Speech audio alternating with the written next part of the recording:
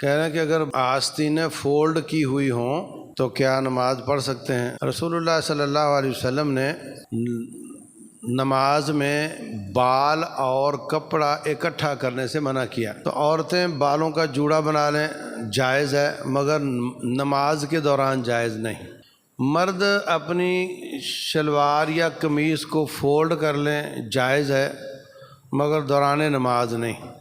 اور یہ کہ وہ جو کپڑا ہے نا وہ بھی نیچے گرتا ہے تو سجدہ کرتا ہے، وہ بھی جھکتا ہے اللہ کے سامنے۔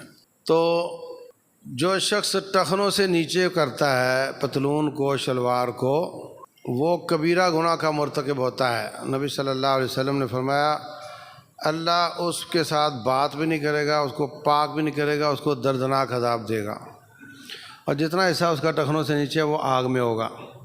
بخاری شریف کی دونوں روایتیں۔ اور جو فولڈ کر لیتا ہے وہ بھی نافرمان ہے، مگر وہ کبیرہ گناہ نہیں، چھوٹا گناہ ہے۔ تو دونوں سے بچنے کی کوشش کرنی چاہیے کہ شلواروں کو چھوٹا ہی سلوایا جائے، اور اگر نہیں ہے چھوٹی تو پھر فولڈ کرنے والا ٹخنے ڈھانپنے والے سے چھوٹا گناہ گار ہے۔ فولڈ کرنے والا چھوٹا گناہ گار ہے، ٹخنوں کو ڈھانپنے والا کبیرہ کا مرتکب ہے۔